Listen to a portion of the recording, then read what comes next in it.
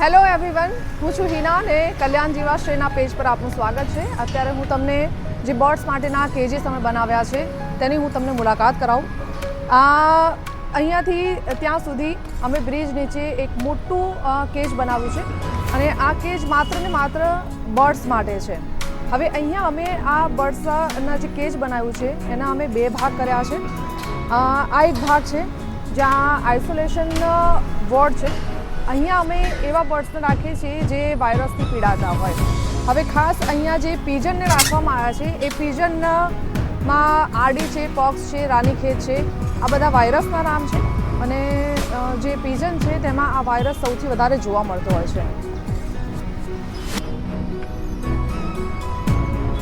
આ વાયરસના જો લક્ષણોની વાત કરું તો એ લોકો નેકને કદાચ ઢાળી દેતા હોય કે પછી પાછળની તરફ એ લોકોની ડોક ઢળી પડતી હોય, શાંત એ લોકો બેસી રહેતા હોય છે અને થોડા સમય પછી એ લોકો ખાવા પીવાનું પણ બંધ કરી દેતા હોય છે. એટલે અમે આ બધા જ જે તમે પીજન જોઈ રહ્યા છો તે બધા જ વાયરસથી પીડિત છે. હવે એક વાત એ કે ઘણા લોકોને એવું લાગતું હોય છે કે વાયરસ આ બર્ડ્સમાં છે તો મનુષ્યમાં પણ ફેલાશે, પરંતુ એવું નથી હોતું. આજે પીજનમાં જે વાયરસ ફેલાતો હોય છે તે માત્ર ને માત્ર પીજનમાં જ ફેલાય છે. એટલે કે એક પીજનને જો લાગતું હોય આ વાયરસ તો એ બીજા પીજનને લાગી શકે છે. એટલા માટે આ જે પણ વાયરસવાળા પીજન છે એને અમે અલગ જ એક કેજમાં રાખ્યું છે. એને અમે જે સારા પીજન છે જે ઓપરેશનવાળા છે અને સારા થઈને પછી અમે એક મોટું કેજ છે ત્યાં રિલીઝ કરતા હોઈએ છીએ, એની સાથે અમે આને નથી રાખતા. આને એક અલગ જ અમે આઇસોલેશન કરીને રાખી દેતા હોઈએ છીએ.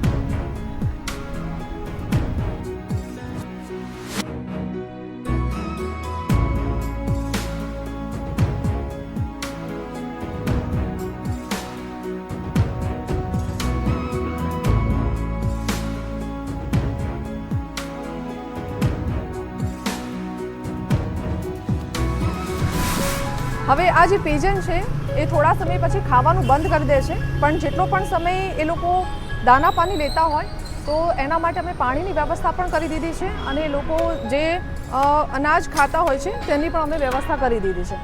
હવે હું તમને બીજા કેજમાં લઈ જઈશ કે જ્યાં અમે સારા જે ઓપરેશન અમે કરતા હોઈએ છીએ. ડૉક્ટર ઓપરેશન કરીને જ્યારે એ બર્ડ સારું થઈ જાય છે, રિકવર થઈ જાય છે તો અમે એને આ મોટા જે બિગ કેજ છે તેમાં એને રિલીઝ કરી દેતા હોઈએ છીએ.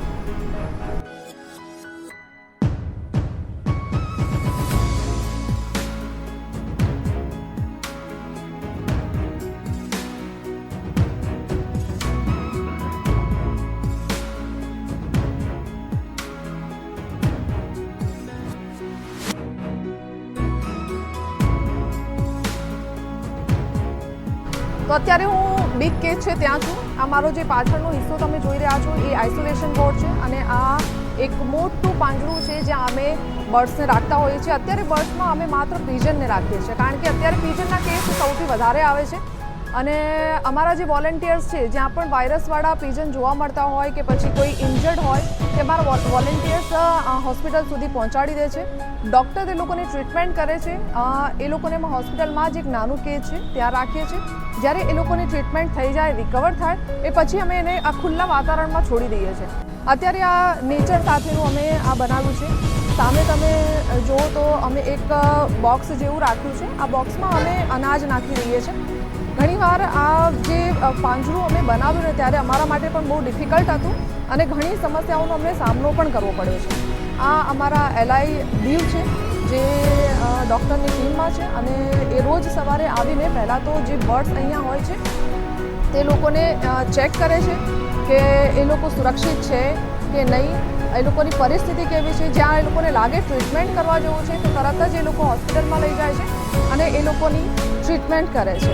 અહીંયા ઘણા એવા જે પીજન છે એ લોકોના નાના નાના બચ્ચા પણ આવ્યા છે અને એ બચ્ચા જ્યારે થોડાક મોટા થાય છે આ લોકો સાથે રહેવા લાયક થઈ જાય છે એટલે અમે એને અહીંયા રિલીઝ કરી દઈએ છીએ. અહીંયા આ તમે બોક્સ જુઓ છો એ બોક્સમાં અનાજ નાખેલું છે. રોજ અમે અહીંયા ફ્રેશ અનાજ નાખીએ છીએ અને જે દાણા નાખીએ છીએ એ લોકોને જે પણ ખાવું હોય તે અહીંયાથી ખાય છે. બધા પાણી પણ અમે મૂકેલું છે, એ પાણી પણ એ લોકો પીતા હોય છે. અહીંયા પેલી બાજુ તમે જોઈ શકો છો કે બીજી પણ વ્યવસ્થા કરી છે, ત્યાં પણ એ લોકો શાંતિથી અહીંયા દાના પાણી કરતા હોય છે અને આ ખુલ્લા વાતાવરણમાં એ લોકો ફરતા હોય છે. આ પણ અમે એક ઝાડમાંથી અમે નીકાળ્યું છે. અહીંયા તમે જોઈ શકો છો કે એક સરસ મજાનું પિજન બેઠું છે અને એ લોકોને અમે એવું એટમોસ્ફિયર આપીએ છીએ કે એ લોકો ખૂબ સારું ફીલ કરે. અને તમને પણ ખબર હશે કે જ્યારે આપણે એક એવા વાતાવરણમાં આપણે હોઈએ કે જ્યાં આપણને સારું ફીલ થતું હોય તો આપણે જલ્દી રિકવર થઈ જતા હોય છે. બસ સેમ એ લોકો માટે પણ અમે એવું જ વિચાર્યું છે. અહીંયા અમે પાણીનો છંટકાવ પણ કરીએ છીએ.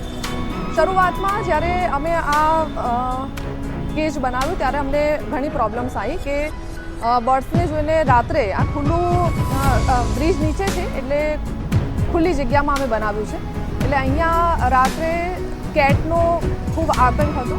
પણ એનું પણ અમે સોલ્યુશન લાવી દીધું. અમે અંદરથી બીજી એક જે નાની નેટવાળી હોય છે એ જાળી અમે લગાવી દીધી છે એટલે બહારથી જે કેટ છે એ અંદર આ લોકો ઉપર એટેક ના કરી શકે. બીજું એક એ પણ અમને જ્યારે અહીંયા આ લોકોના ઠંડક માટે અમે પાણીનો છંટકાવ કરતા હતા ત્યારે કીડીઓ પણ બહુ આવી જતી હતી અને એના કારણે પણ મને ખૂબ ડર લાગ્યો કે આ લોકોને કંઈ ન થઈ જાય. એટલા માટે અમે બહાર પાણીનો છંટકાવ વધારે કરીએ છીએ. અહીંયા જે ગ્રીનરી છે એના માટે અમારે પાણીનો છંટકાવ કરવો જ પડે છે એટલે અહીંયા અમે નોર્મલી પાણીનો છંટકાવ કરીએ છીએ જેના કારણે કીડીઓ વધારે અંદર ન થાય. અને આ લોકોને અત્યારે આ બધા જ બચ્ચા સેફ છે. કેટલા અત્યારે હશે દીવ? અત્યારે કેટલા હશે અહીંયા? 25-30. ઓકે, 25 થી 30 જેટલા અમે જે પિજન છે એને અમે અહીંયા રાખ્યા છે. તો આ જે પિજન છે એને એક પગ આખો વળી ગયો છે, બેન્ડ થઈ ગયો છે અને એ આ પગે ચાલી નથી શકતું. આ જે એના પંજા છે એ પણ એ પ્રોપર નથી વાળી શકતું એટલે એ ઝાડ ઉપર કે જમીન ઉપર પણ ઇઝીલી નથી બેસી શકતું. બાકી ઓકે છે અને પણ અમે એને રાખીશું.